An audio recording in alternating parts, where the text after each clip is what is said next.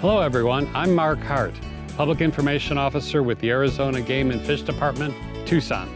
And today on Arizona Wildlife Views, a frog species once near extinction, saved by biologists, is re-released back into the wild. Plus, how department biologists are tracking raptors during their annual migrations, all in an effort to conserve and protect them. And later, a fish story about 2 college girls and the ones that didn't get away. All that and more right now on Arizona Wildlife Views.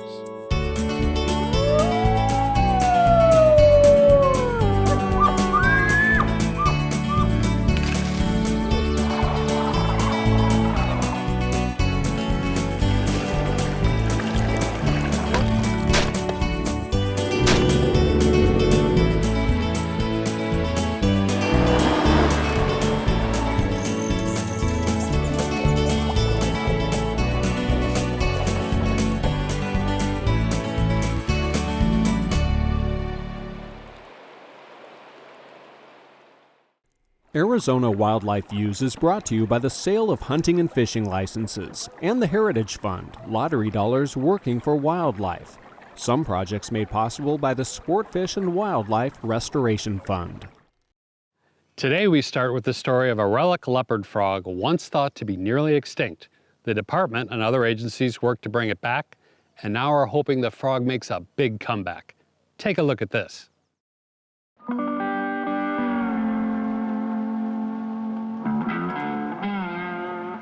This site is pretty much in the middle of nowhere. We're a 7-hour drive from Phoenix. It's not really close to anywhere. The landscape driving up here, it's stark. To the untrained eye, it looks like, how could anything live here? Pocoon Springs is one of the biggest springs on the Arizona Strip. It's part of the Mojave Desert. The Mojave Desert is the driest desert in the United States. The story of the relic leopard frog's existence in Arizona is complicated. Truth is, they only exist in the United States, specifically in the desert Southwest. To make things more complicated, they were actually thought to be extinct in the 1950s. The species is imperiled because of mostly loss of habitat and competition and predation from non-native species.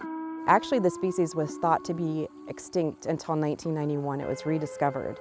And at that time, partners involved in their conservation found 6 populations that were still extant. Extant, as in surviving or still in existence. Coming down into Pocoon Basin, you see that here is this oasis in the middle of nowhere.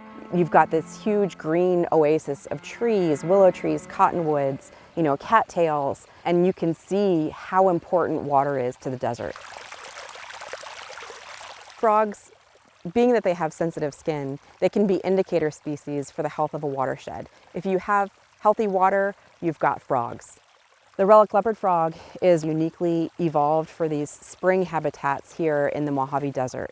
Jeff Yeager, associate faculty at University of Nevada, Las Vegas, and Dr. Dave Bradford, who was working for the Environmental Protection Agency, came across new populations of relic leopard frogs in the 90s as they were looking for toads. And while we were searching for red-spotted toads in Black Canyon, we ran into populations of these frogs, and I was asking, what are these things? And he goes, I think they're relic leopard frogs.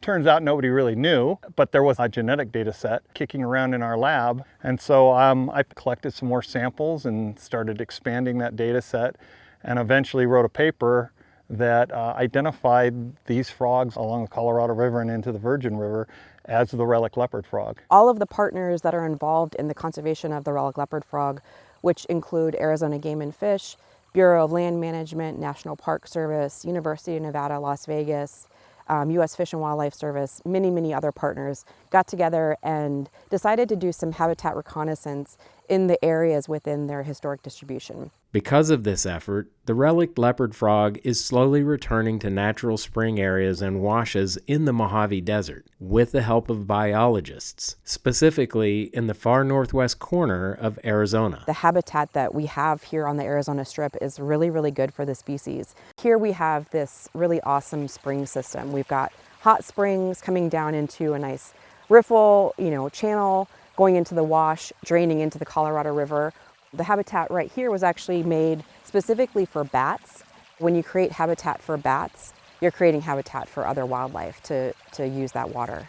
Across the range of the species, Arizona, Nevada, and Utah, there are only 22 sites that are occupied by relic leopard frogs. For the relic leopard frog to succeed in the Arizona Strip, two things needed to happen. In 2010, Arizona Game and Fish and all of the other conservation partners decided that this would actually be really good habitat if it could be restored back to its natural function, have the spring run here, remove the pond, and if we could get rid of bullfrogs. And so in 2010, that's when we started doing the bullfrog removal. We've removed more than 1,500 bullfrogs from this site. And so the last 3 years we've been monitoring just to make sure that there aren't bullfrogs here. So the last bullfrog was removed in 2019. Hey guys. Finally, their day had come. So that must be it. Okay. After 12 years of waiting, preparing the site, and now we can finally release the animals and try to establish population. Frogs, tadpoles, and metamorphs, raised and nurtured at UNLV, were finally making the trip to the promised land. Thanks to the research, hard work, and the determination of the conservation groups overseeing the Relic Leopard Frog project on the Arizona Strip, Pocoon Springs welcomed its new residents in April of 2022. All of the partners involved in relic leopard frog conservation came out here to celebrate the fact that we've got this restored habitat. We've got this nice functioning spring run habitat that's bullfrog free and, really 12 years in the making. And so we were able to release 250 juvenile relic leopard frogs as well as tadpoles.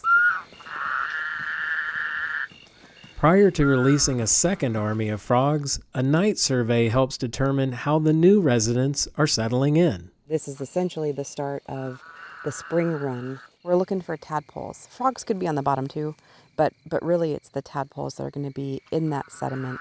This was recontoured in 2016 by the Bureau of Land Management and the National Park Service as part of the large-scale habitat restoration project. This is one that was released about 6 weeks ago, back at the end of April. To find 12 frogs with, not very much effort here is a good sign that they've had survival, at least in the last, 2 months since they were released here. And these frogs look good. They're healthy-looking frogs.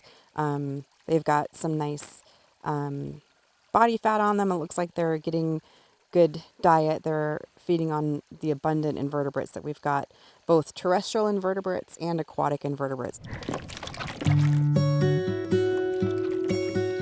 On the second trip to Pocoon Springs, Audrey and crew added more adult frogs. Having about 100 frogs here that we're releasing that are adult size allows for a diversity of life stages and size classes, and that's really going to help bolster their chances of survival. There is great hope for Pocoon Springs, since the habitat is ideal for relic leopard frogs, and because Arizona's other sites have produced robust populations. This is potentially a really good site. It's large, it's got a lot of habitat. There's a level of disturbance here associated with potential flash floods that come down the drainage. There's still some burrows around, and so that intermediate level of disturbance is good for relic leopard frogs. And so I'm really encouraged. I think this is going to be a good site. This was a lot of work. It was many agencies coming together to do this restoration work. Not just the habitat, the water, the recontouring of the land, but also the bullfrog removal. The fact that we were all able to come together for this one purpose is really amazing.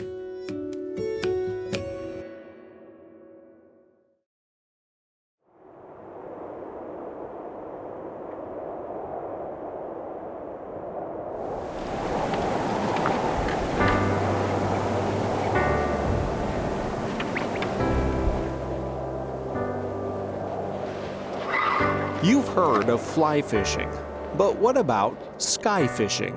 We've caught 2 red tails and a Cooper's hawk. I'm gonna hand you this pigeon. That's all right, buddy. Your work's done here. Your work's done. Using live pigeons as bait, these Arizona game and fish biologists are trying to catch birds of prey that are flying south for the winter. Run it through the ring behind you. Yeah, the goal of this project is really to learn more about how raptors are migrating through Arizona and identify those important habitats. Knowing which routes they use the most will help game and fish conserve and protect those high-traffic flyways. One of the big things that concerns that there are is that we put up wind turbines in areas where we've got high concentrations of migrating raptors, and we just want to make sure that we avoid that. The Aubrey Valley near Seligman, Arizona is a known hotspot for raptor migration. We've got this valley here, low valley, with these sharp rise to the cliffs. And so any wind blowing creates an updraft for the raptors to ride along and migrate south with little to no effort. It's a site that we've done migration counts before, and it's a site that we've seen some of the higher concentrations of migrating raptors. Is that a prairie falcon? I couldn't tell. It's very difficult to catch raptors. We're bringing them in by luring them with a live pigeon, which has a little jacket on him. So if the raptor does get a hold of it, it'll protect that pigeon. The protective leather jacket is tied to strings that the biologists can manipulate from their blind. So Kyle here is hopping this pigeon up into the air, and pigeon's flopping, and then he's catching them as he comes back down. What that's signaling is a bird in distress to these raptors as they're flying by. And if they're hungry at all, they'll come check it out because they think it's a good, easy meal for them. We had a kestrel that did a quick flyby. Our overall objective is to trap some of those larger bootios species, red-tailed hawks, ferruginous hawks, Swainson's hawks, at which point we'll be able to put a transmitter on them, and we'll use that transmitter to track their migration throughout Arizona.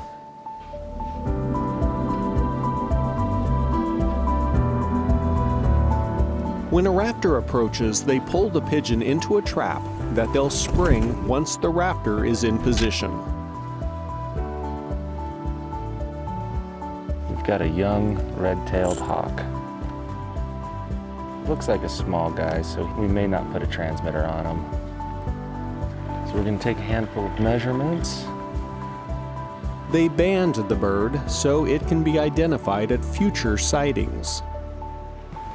She's bigger than the others that we've had. By weighing the raptor, they find out if it's big enough to carry a transmitter.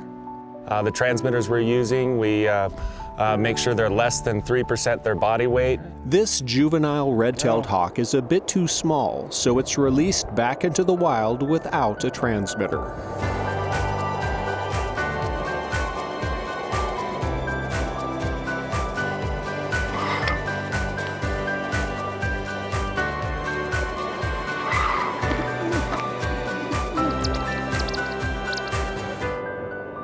None of the birds captured here in 2019 was large enough for a transmitter. But in 2020, the biologists had access to smaller transmitters, which made a huge difference. Yeah, we had some success. We did get transmitters out on 4 or 5 different species now. That's exciting that we have multiple species that we can look at because they all behave a little bit differently. These solar-powered units should last for years. Most are programmed to transmit location information and other data every day or two using cell phone networks. I've been checking them every day just because it's something new every day. Among the birds he's tracking is a Swainson's hawk that made its way to Colombia, and a red-tailed hawk that's wintering in a coastal town that many Arizonans are familiar with. It migrated down toward Rocky Point in Mexico. It's using some more coastal areas. It's also using some areas within the town itself of Rocky Point. This project started in the fall of 2019. The biologists plan to deploy more transmitters each year until they have a much better understanding of Arizona's migratory flyways. Yeah, there's always something to learn, and it's better to learn it this way so that you don't find it out the hard way in building infrastructure or wind turbines right in the path of these migrating raptors.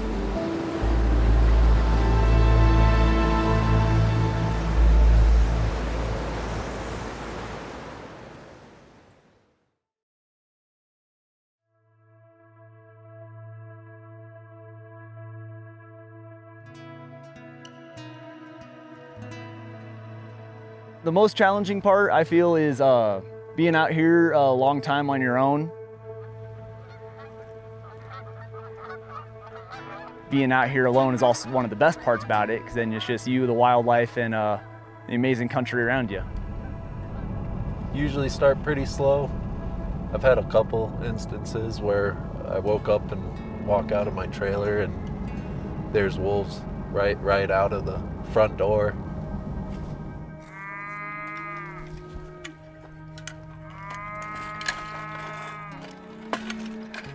My name's Jedediah O'Reilly. I grew up on a farm in Buckeye, and we ranch cattle. It was a lot smaller than the operations out here, but I am very familiar with cattle. My job is to get out, locate the wolves, and haze them out of occupied pastures and away from cattle. So it's almost like a cattle babysitter. My name is Riley Young. I'm a range rider for Arizona Game and Fish. Basically, I'm conflict mitigation between wolves and cattle. So the Arizona Game and Fish Department has always advocated for a balanced approach to Mexican wolf recovery that's balanced with the needs of those that make their livelihood and live on the landscape.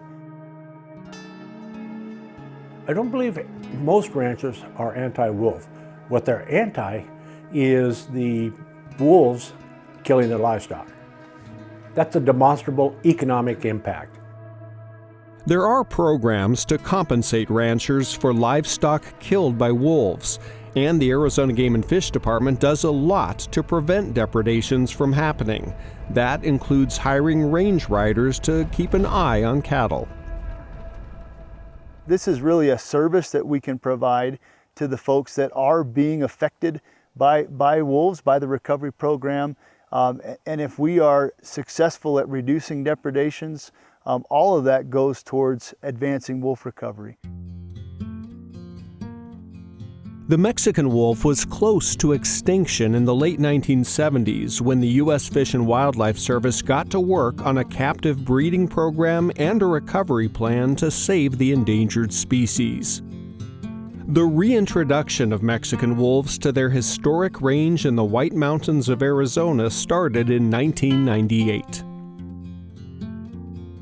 Now, there are a lot of people that say, well, we don't need wolves, period. But the law says we will recover the Mexican wolf. And I think from an ethical standpoint, people that work for an organization like the Arizona Game and Fish Department feel that very strong ethical connection to restoring native fauna back to Arizona. I've had a couple opportunities where they were in a great area, not in a pasture or anything, and been able to just sit there and watch kind of the dynamics of the pack and really get a good look at them. It's really awesome. That static, that's the receiver going, and I have an antenna on the top of my truck and just kind of waiting to hear a beep. I definitely enjoy the static because usually if I'm getting some kind of tone, it means there's wolves somewhere where they shouldn't be. The static's the music to my ears. Satellite radio collars deployed on at least one wolf in every pack is the key to locating and managing wolves. Those collars are what make or break us. I'm working for the department, but it's also working for the ranchers because you're out here protecting their cattle and keeping the wolves out. And by keeping them out, you're also saving them by getting less pressure on them for removal orders. So in turn, you're also saving the wolves. If wolves continue to depredate and we're not able to abate that depredation and stop the depredations, then one of the things that happens is removal of wolves from the landscape. And then that obviously is slowing the recovery efforts in that area. We're headed that way. Are they in cattle right now? We got 5 wolves sitting on a carcass in the middle of a pasture full of cows. We need to haze them off of that carcass and get that carcass removed. A big part of it, the benefit of having the range riders, is to have a rapid response through hazing, using less than lethal rubber bullets, scare devices. One of the most effective is the cracker rounds, which launch a projectile, which has a delayed explosive in there, and you can actually get that up and past them so they can go in whatever direction you're trying to push them. The ultimate goal is get them away from cattle and let them know that a human did it by getting a yell in there, getting some human presence felt, so they can kind of correlate humans and cattle are a no-go. We were hoping to get a little closer and able to get some actual like cracker shells or some rubber rounds out towards the wolves, but some houndsmen ended up rigging a bear and kind of scared the wolves off, but we still got a human presence. One of the other things that our range riders will do is help to move carcasses out of a depredation hotspot. That does help eliminate that attractant of wolves and other predators into that area. Yeah, we got a signal for a female in this pack out in this pasture. Go see if we could glass her up. Most rewarding to me is that you get to help conserve this federally endangered species and protect them for generations to come. But also you're improving the rancher's livelihood because every single cow is their paycheck. That's how they live, that's how they feed their families, put food on the table. I do take it kind of to heart that this is their cattle. I wanna protect them the best I can. Keeping the cattle alive and keeping the wolves going, I think, is just a reward of itself.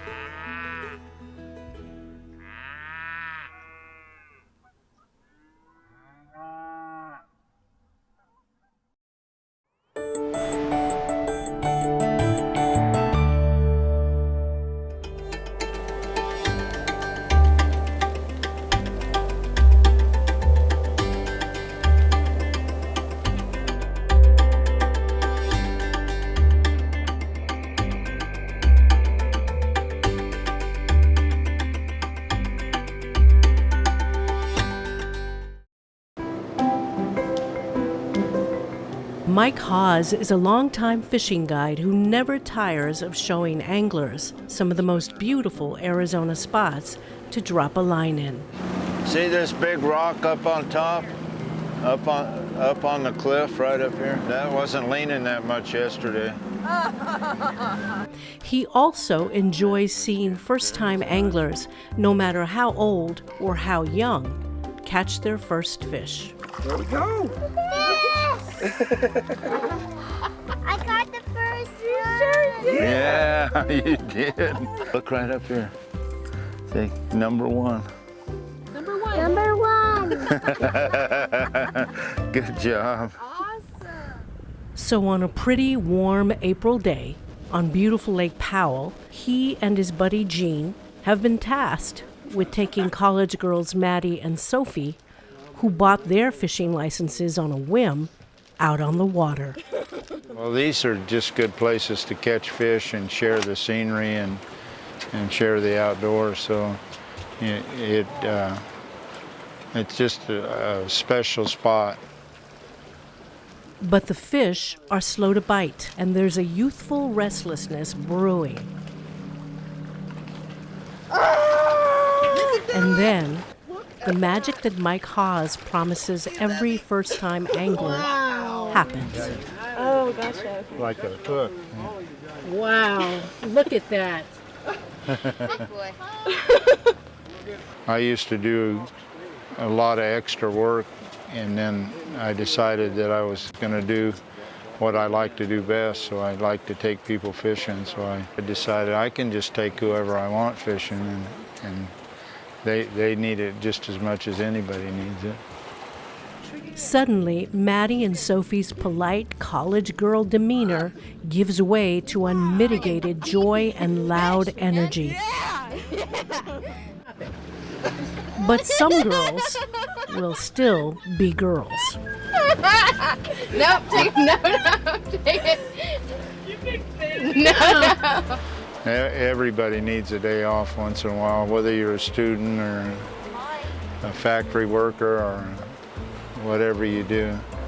When you get some of them in your boat, you want them to catch fish and feel good about themselves and get confidence, and maybe they can share it with their kids or their friends someday, and that would be my hope. As soon as I turned off my phone and stopped worrying about if I had service or not, I did start to catch some fish because I was more focused, and it worked. I stopped looking at my phone and I started catching a lot more. Like, definitely made me want to come back out and fish, and so did just like the environment and the calmness and the like tranquility of Lake Powell. I think the water just like brings such a serenity, and it allows me to really just like sit there and think about, like, I'm here with my best friend, and so it was really nice to just be able to spend time with her and talk with her and also catch lots of fish. And it was great to know Gene and Mike, who've just been doing it for so long, and they have so much expertise. You can just learn so much from them, not just about fishing, but also about patience. I did. I made a really good memory today.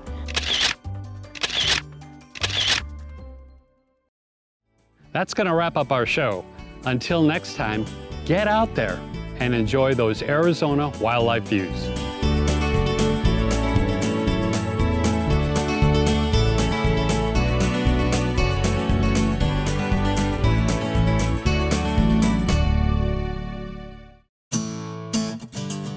To subscribe to Arizona Wildlife Views magazine, which includes the Arizona Wildlife Views calendar, visit www.azgfd.gov/magazine.